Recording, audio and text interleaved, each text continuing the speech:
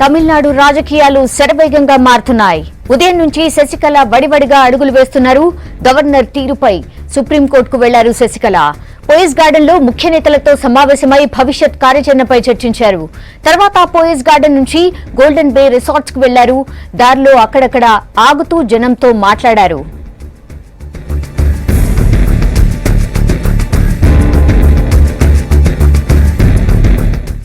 ఇదే టైంలో తమిళనాడు గవర్నర్ కు న్యాయ సలహా అందించారు attorney general Mukul Rohatgi. Governor కు 2 సూచనలు చేశారు అటార్నీ జనరల్. అత్యవసరంగా అసెంబ్లీ సమావేశం ఏర్పాటు చేసి వారంలోగా బల పరీక్షకు ఆదేశించాలని సూచించారు. మెజార్టీ ఎవరికి ఉందో తేల్చి వారిని సీఎం చేయాలని సలహా కూడా ఇచ్చారు. ఈలోగా శశికళ ఆదాయానికి మించి ఆస్తుల కేసులో సుప్రీంకోర్టు తీర్పు వస్తే నిర్ణయం తీసుకోవడం మరింత ఈజీ అవుతుందని అటార్నీ జనరల్ అభిప్రాయపడ్డారు.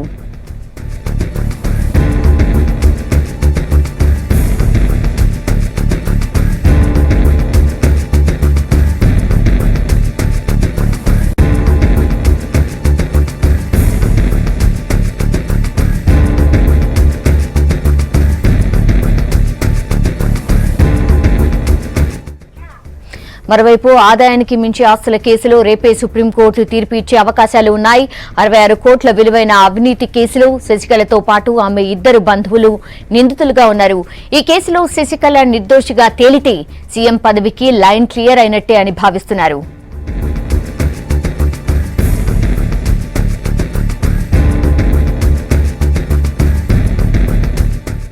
ఇంకోవైపు భవిష్యత్ కార్యాచరణపై చర్చించేందుకు ముఖ్య నేతలతో సమావేశమయ్యారు డీఎంకే అధ్యక్షుడు స్టాలిన్. పన్నీర్ సెల్వంకు మద్దతివ్వడంపై కూడా ఇందులో చర్చించే అవకాశం ఉన్నట్టు పొలిటికల్ సర్కిల్స్ లో చర్చ నడుస్తోంది.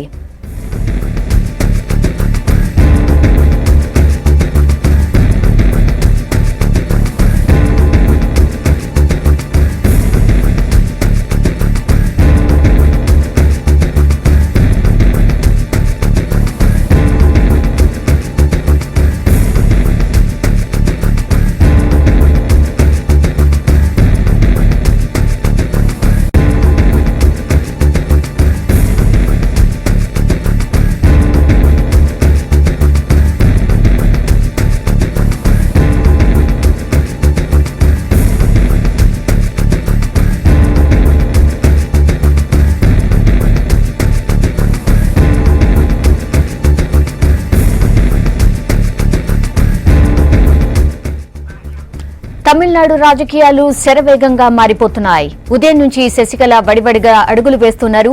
గవర్నర్ తీరుపై సుప్రీంకోర్టుకు వెళ్లారు శశికళ. పోయిస్ గార్డెన్ లో ముఖ్య నేతలతో సమావేశమై భవిష్యత్ కార్యాచరణపై కూడా చర్చించారు. తర్వాత పోయిస్ గార్డెన్ నుంచి గోల్డెన్ బే రిసార్ట్స్ కు వెళ్లారు. దారిలో అక్కడక్కడ ఆగుతూ జనంతో మాట్లాడారు కూడా. ఇక ఇదే టైంలో తమిళనాడు గవర్నర్ కు న్యాయ సలహా అందించారు attorney general Mukul Rohatgi. Governor కు 2 సూచనలు కూడా చేశారు అటార్నీ.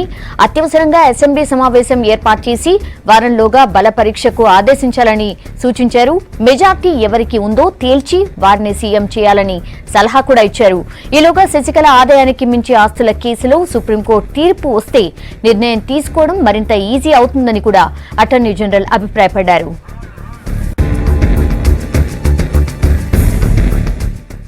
తమిళనాడు తాజా రాజకీయాలపై పూర్తి డీటెయిల్స్ అందించడానికి బుచ్చన్న అందుబాటులో ఉన్నారు. బుచ్చన్న, తమిళనాడులో రాజకీయం ఎటువైపు సాగుతోంది? అటార్నీ సూచనలు ఎలా చూడొచ్చు? సౌమ్య, ఈ నిన్న ఇవాళ జరిగిన పరిణామాలు చూస్తే కనుక గవర్నర్ ఈ విషయంలో ఏదో ఒక నిర్ణయం తీసుకోవాల్సి ఉంటుంది, తీసుకుంటారు అనే ఒక ఊహాగానాలు వస్తున్నాయి. ఈయన లీగల్గా ప్రభుత్వ ఏర్పాటుకు సంబంధించిన అంశాలలో 2 శిబిరాలుగా ఉండి ప్రభుత్వ ఏర్పాటు పైన 2 మాట్లాడుతున్నారు. కాబట్టి పన్నీర్ సెల్వం, శశికళ ఇద్దరిట్లో ఇవాళ అటార్నీ జనరల్ సూచన మేరకు లీగల్గా వచ్చే కాన్స్టిట్యూషన్ పరంగా వచ్చే ఆటంకాలు ఏమేమి ఉన్నాయి, అందులో ఎట్లా వ్యవహరించాలి దానిపైన గవర్నర్ కొన్ని సూచనలు చేసినట్టుగా తెలుస్తున్నాయి. ఇందులో ప్రధానంగా ఉన్నది బల పరీక్ష, దీనికి సంబంధించింది. దీంతో పాటుగా సుప్రీంకోర్టులో కేసు కూడా ఆ విషయంలో రేపో ఎల్లుండి అది కూడా రాబోతున్నది. ఒక 2-3 రోజులలో కేసు విషయం పరిష్కారం అయితే కనుక శశికళ ముఖ్యమంత్రి అవుతుందా లేదా, ఆమె రాజకీయ భవిష్యత్తు ఏమిటో కూడా తేలిపోతుంది. దీంతో పాటుగా లీగల్గా వచ్చే హడల్స్ ఏమవుతున్నాయో వాటి విషయంలో గవర్నర్ ఏమేం చేయాలి, ఏమేం చేయకూడదు అనే దానిపైన కొంత క్లారిటీ కోసమే ఆయన ఫ్లోర్ ఆఫ్ ద హౌస్ అంటే బలపరీక్ష కోసమై దాన్ని ఏర్పాటు చేస్తే కనుక ఎవరైతే బలాన్ని నిరూపించుకుంటారో వాళ్ళను ముఖ్యమంత్రి చేయొచ్చు అని చెప్పారు. దీంట్లో ఉన్న 2 అంశాలు ఇందాక మనం నిన్న మొన్న మాట్లాడుకున్న వాటిల్లో శశికళకున్న ప్రధానమైన తనకు మెజారిటీ ఉందని చెప్పినప్పటికీ కూడా లీగల్గా వచ్చే అంశాలు ఏమేమి ఉంటాయి? ఒక సగటు వ్యక్తిని తీసుకొని వచ్చి ముఖ్యమంత్రి చేయమంటే చేయడం సాధ్యమేనా? దీనికి రాజ్యాంగబద్ధంగా చట్టబద్ధంగా అనుకూలత సానుకూలత ఉంటుందా, లేదా రాజ్యాంగబద్ధంగా ఇంకేమైనా ఆటంకాలు కానీ సమస్యలు కానీ ఎదురవుతాయనేది ఒక విషయం అయితే, రెండవది ఆమె పైన అవినీతి ఆరోపణలు ఎదుర్కొంటున్న కేసు కూడా ఉంది. ఈ కేసులో ఆమె ముఖ్యమంత్రిగా ప్రమాణ స్వీకారం చేసిన 2 రోజులకో 3 రోజులకో మళ్ళీ ఒకవేళ కన్విక్షన్ అయితే కనుక మళ్ళీ ఒకసారి రాజకీయ సంక్షోభంలో పడుతుంది. కాబట్టి దీనిపైన కొంత లీగల్గా రకరకాల అభిప్రాయాలను గవర్నర్ తీసుకున్నట్టు తెలుస్తున్నది. ఈ సందర్భంలోనే ఆయనకు ఏజీ నుంచి కొన్ని సూచనలు వచ్చినట్టుగా సమాచారం. ఎందుకోసం ఏజీ ఈ విషయంలో చెప్పిన విషయాల్లో 2 ప్రధానమైన విషయాలు ఉన్నాయి.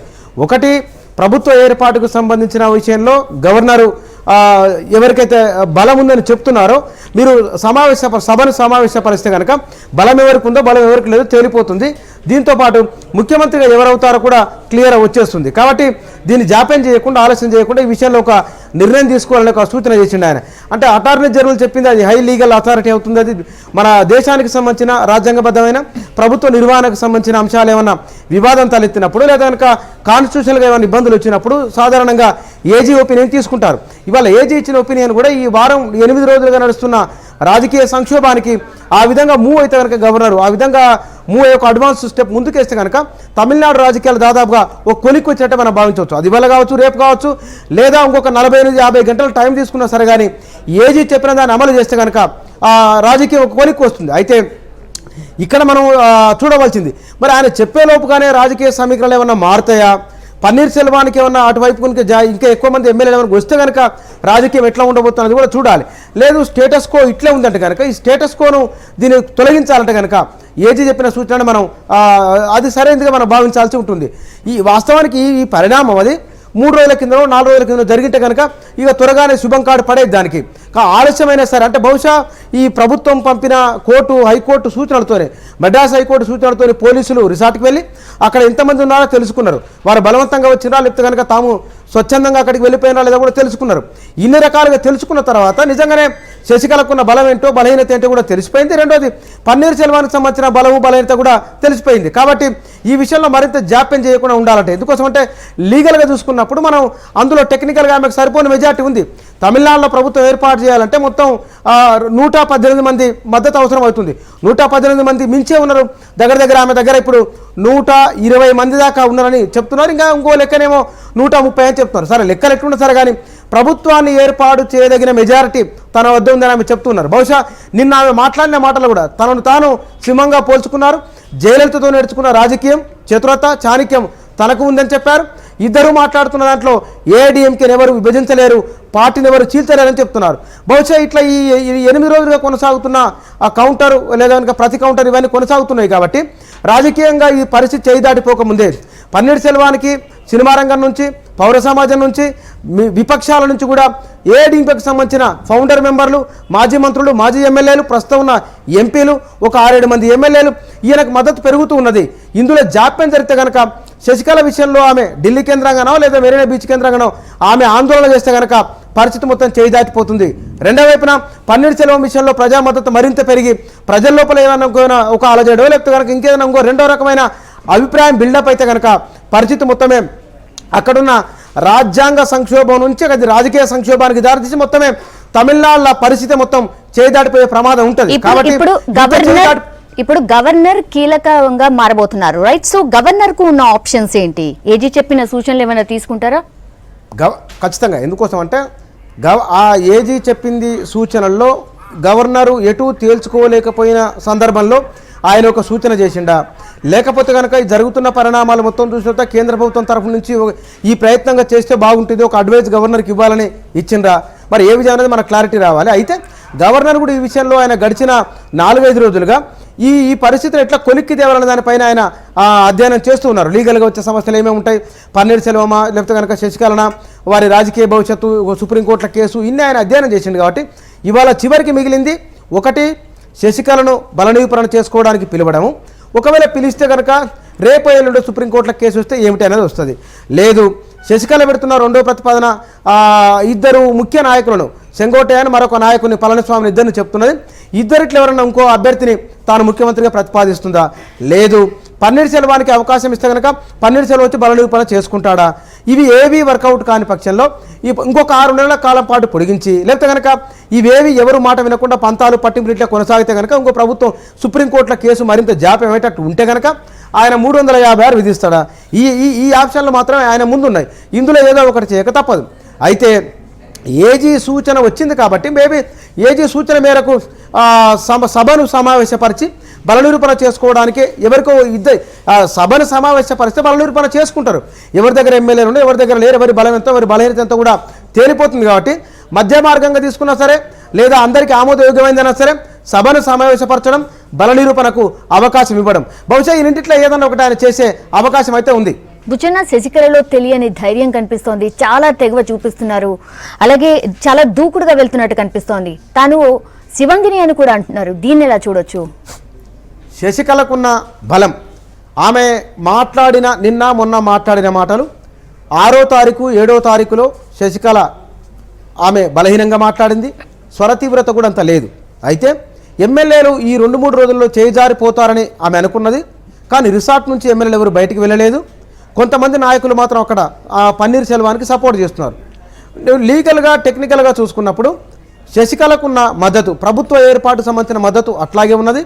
దానికి తోడామే నిన్న మొన్న మాట్లాడిన 2 రోజులలో తమ ఆర్థిక స్థితిగతులకు సంబంధించిన తామందరం మధ్యతరగతి నుంచి వచ్చిన వాళ్ళము, రాజకీయాలు నిలబడిన వాళ్ళము, మీ భవిష్యత్తు బాధ్యత తనది అంటే నాది అని ఆమె చెప్పింది. ఆమె ఇట్లా బ్రెయిన్ వాష్ చేసిన కారణంగా చాలామంది ఆమెకు ఆ ఉన్న వార్లలోనే ఖచ్చితంగా ఆ శశికళ వెంటనే ఉంటామని గట్టి ధీమా ఆమెకు వచ్చినట్టుంది. అంటే వీళ్ళంతా తన వెంటనే ఉంటారని ఒక గట్టి నమ్మకం, గట్టి ధీమా ఆమెకు వచ్చింది. కాబట్టి మొన్న మాట్లాడిన దానికంటే కూడా నిన్న మాట్లాడిన దాంట్లో ఆమె కాన్ఫిడెన్స్ చాలా ఎక్కువగా ఉంది. దీంతో పాటుగా తమిళనాడులో రాజకీయాన్ని తాను శాసిస్తానని చివరికి ఇంకో మాట కూడా అనుకోవచ్చు. దీంట్లో అయితే అవుతుంది, లేకుంటే లేదు. ఈ పట్టు దొరికితే, ఈ అవకాశం దొరికితే కనుక నాకు పోతుంది, ఎట్లయినా సరే గట్టిగానే మాట్లాడాలి, గట్టిగా మాట్లాడితేనే నా ఎన్నుకున్న వాళ్ళ కాన్ఫిడెన్స్ వస్తుంది, లేకుంటే కనుక అది కూడా రాదు. ఈ సందర్భంలో ముఖ్యమంత్రి అయితా లేకుంటే లేదు. రాజకీయాల్లో నేను 33 ఏళ్ల పాటు జయలలిత వెంట ఉన్నాను, ఆ అనుభవం నాకున్నది. ఆమె చెప్తున్నది చతురత, వ్యూహము, చాణక్యత తనకు ఉందని చెప్పింది. ఆమె జైలు జీవితాన్ని గడిపిన అనుభవం ఉందన్నది. మరి జైలు జీవితం అంటే ఆమె స్వతంత్రం కోసం పోయి పోరాటం చేసి జైలుకి పోలేదు, లేకపోతే కనుక ధర్నాలు రాష్ట్రాలకు ప్రజా సమస్యలపైన పోరాటం చేసిపోలేదు. ఆమె అవినీతి ఆస్తుల కేసులో జైలుకి పోయింది. ఆమె దాన్ని కూడా ఆమె చాలా అద్భుతంగా చెప్పుకున్నది, చాలా గొప్ప వ్యక్తీకరణగా అభివర్ణించుకున్నది ఆమె. కానీ అక్కడున్న ఎమ్మెల్యేలు కూడా మద్దతు ఇస్తున్నారు ఆమెకు. ఏ రకంగా తీసుకున్నా సరే ఎమ్మెల్యేలు తన వెంట ఉన్నారనే గట్టి ధీమా ఆమెకున్నది. నాయకులు నాకు మద్దతు ఇస్తున్న ధీమా ఆమెకున్నది. పన్నీర్ సెల్వానికి తాను ఊహించిన దానికంటే అతి తక్కువ మద్దతు అనే విషయం కూడా ఆమెకు అర్థమైంది.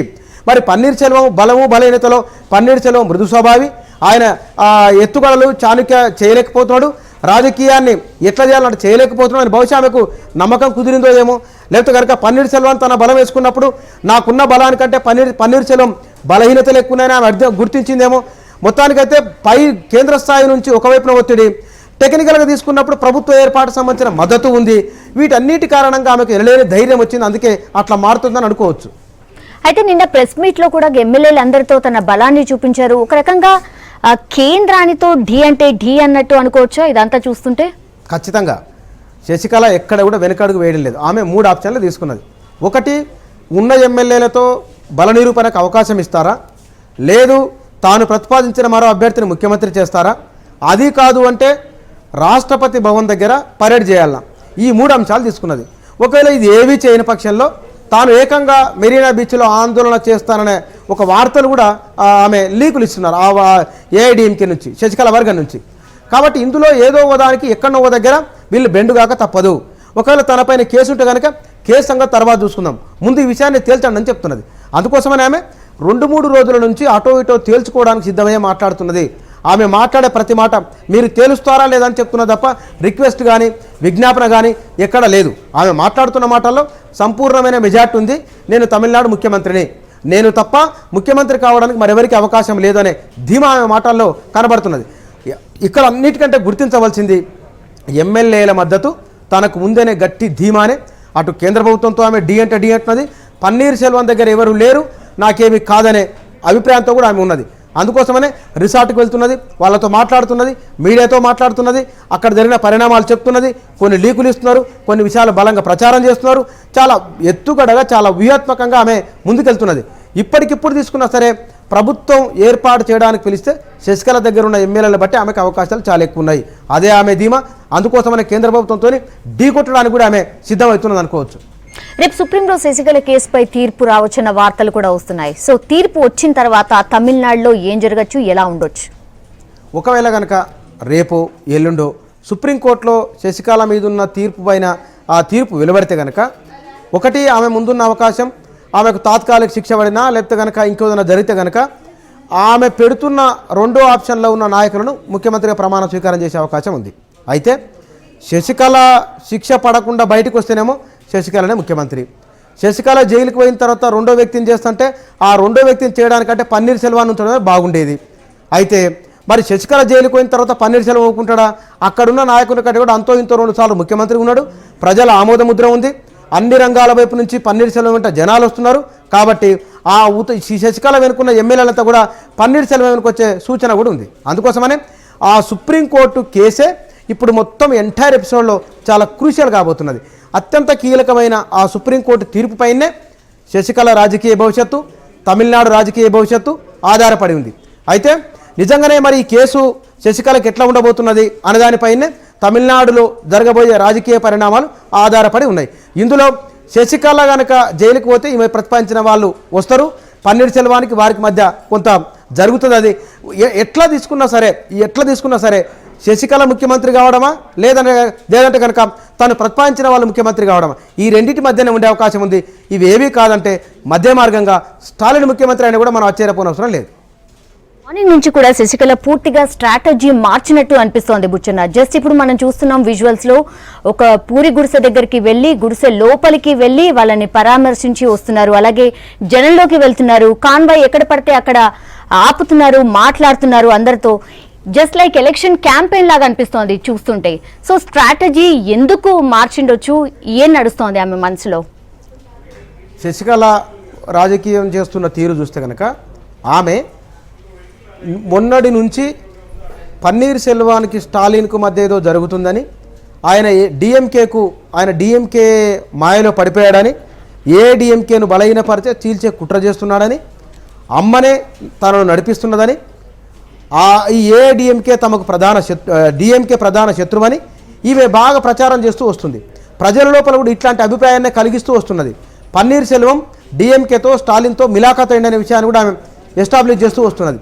నిన్న మీడియాతో మాట్లాడిన సందర్భంలో కూడా కొందరు పార్టీని చీల్చే కుట్ర చేస్తున్నారు, జయలలిత ధ్యేయం ఏఐడిఎంకే బలంగా ఉంటుందని, అది చిరకాలం ఉంటుందని, విప్లవ నాయకి అడుగుజాడలో తాము నడుస్తామని, విప్లవ నాయకి ఆశయాలను కొనసాగిస్తామని, విప్లవ నాయకి ఆశయాలు ఉన్నంత వరకు, ఆత్మ తమ వెంట ఉన్నంత వరకు ఏఐడిఎంకేని ఎవరు చీల్చలేరని, ఆమె ఎటొచ్చి పార్టీని ఎవరు చీల్చలేరు, జయలలిత ఆత్మ మన వెంబడినంత వరకు ఎవరేం చేయలేరు, ప్రజలకు ఒక మానసికంగా తన వైపుకు తిప్పుకునే ప్రయత్నం చేస్తున్నారు.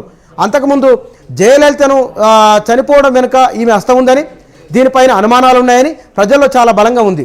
శశికళ ఎంత చేసినా ఆమె పైన అపనమ్మకమే ఉంది. జయలలిత చనిపోవడం వెనుక జరిగిన కుట్ర వెనుక శశికళ ప్రధాన సూత్రధారి, పాత్రధారి అనే ఆరోపణలు కూడా చాలా బలంగా ఉన్నాయి. ఆమె ఆ విషయంలో ఎక్కడ క్లారిటీ ఇవ్వలేదు. కాబట్టి ఆమెకున్న మైనస్ను, ప్రజల్లో తనపై ఉన్న చెడాభిప్రాయాన్ని తొలగించుకునే ప్రయత్నం చేస్తున్నది. అందుకే ఏకకాలంలో స్టాలిన్ పైన, పన్నీర్ సెల్వం పైన తీవ్ర స్థాయిలో విమర్శలు చేస్తున్నది. ఆ విమర్శలు కూడా పన్నీర్ సెల్వం అవినీతి పరడం చేయడం లేదు, పన్నీర్ సెల్వం అట్లా ఇట్లా అని చేయడం లేదు. పన్నీర్ సెల్వం డిఎంకేతో మిలాఖత్ అయ్యిండు, పన్నీర్ సెల్వం అమ్మ ఆశయాలకు భిన్నంగా వెళ్తున్నాడు అంటే ఎటొచ్చి సెంటిమెంటల్ గానే ఆమె ప్రిపేర్ చేస్తున్న జనాన్ని. అందుకోసమనే ఆ గుడిచెలకు వెళ్ళడం, వాళ్ళతో మాట్లాడడం, ఇవన్నీ చేయడం. Right Buchanna, thank you.